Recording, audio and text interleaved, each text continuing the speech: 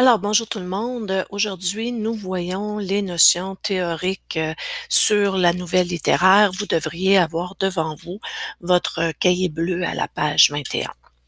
Alors, je commence. Vous avez la nouvelle littéraire, c'est un récit qui est court, vous soulignez court, où l'action est simple et brève, centrée autour d'un seul événement. L'action comporte peu de personnages et la fin est souvent surprenante et imprévisible. On appelle cela la chute. L'accent est mis sur la psychologie du personnage principal dont l'état d'esprit se transforme au fil des événements. Donc, court. C'est relatif court. Je vous dirais que habituellement, les plus longues nouvelles ont une centaine de pages. Alors, l'action, elle est très simple, elle est brève, elle est centrée autour d'un seul événement qui est l'élément déclencheur. Par la suite, ce qui est très caractéristique de la nouvelle, c'est que la fin, elle est surprenante et imprévisible. C'est ce qu'on appelle la chute, vous me soulignez la chute. En plus, différence majeure avec les autres textes que vous avez lus les années précédentes, c'est que l'accent est mis sur la psychologie du personnage principal. L'univers vraisemblable est un concept essentiel de la nouvelle littéraire qui permet aux éléments du récit de paraître vrais, entièrement possibles. Elle est établie par la description des personnages, des lieux, des événements, des décors, etc. Même si ça ne se peut pas, ça reste quand même que les éléments du récit paraissent vrais. L'année passée, vous avez vu le film Les Autres. Alors, tout au long du film, on pense que la dame et ses enfants sont vivants, mais dans le fond, à la toute fin, on se rend compte que ce sont eux les fantômes.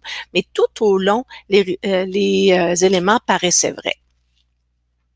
Alors, il n'y a pas d'incohérence non plus, extrêmement important.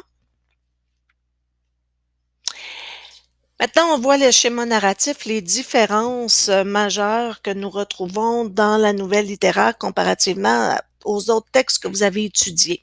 Alors, bon, la situation initiale, élément déclencheur, c'est sensiblement la même chose. Où ce que on commence à avoir des différences, c'est dans le déroulement.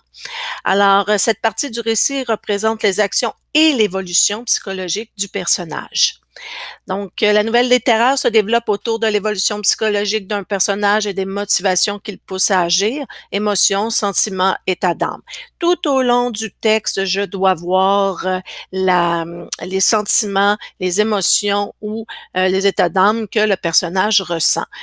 Quand vous allez écrire une nouvelle littéraire, il faut que dans tous les paragraphes, j'ai au moins un de ces éléments-là en lien avec le personnage principal. Alors, vous allez me l'écrire. Dans chacun des paragraphes, il me faut un de ces éléments par rapport au personnage principal.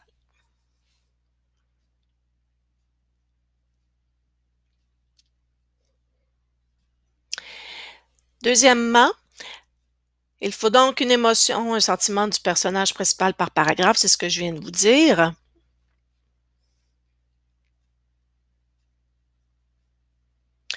Le dénouement ou la chute. Alors, c'est une fin courte et inattendue d'un récit. Cette dernière étape du déroulement de l'histoire constitue l'aboutissement bon ou mauvais du déséquilibre psychologique causé par l'élément perturbateur. Alors, la dernière action, la dernière péripétie, dans le fond, il faut qu'elle soit inattendue. Alors, c'est la dernière action de l'histoire et habituellement une seule action.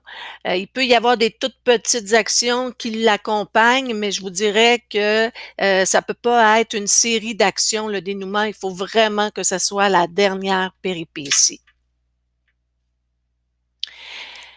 Et vous avez la situation finale qui, dans une nouvelle, est souvent absente pour ne pas diminuer l'impact du dénouement de la chute. Si elle est présente, c'est vraiment une seule phrase et ça ne vient pas nuire à la chute. Donc, c'est très rare qu'on va avoir une situation finale.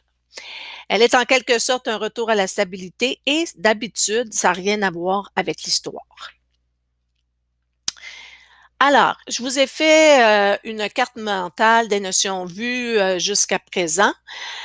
Alors, vous avez le cadre spatio-temporel, le thème, les caractéristiques des personnages psychologiques, physiques et sociales, plus les valeurs.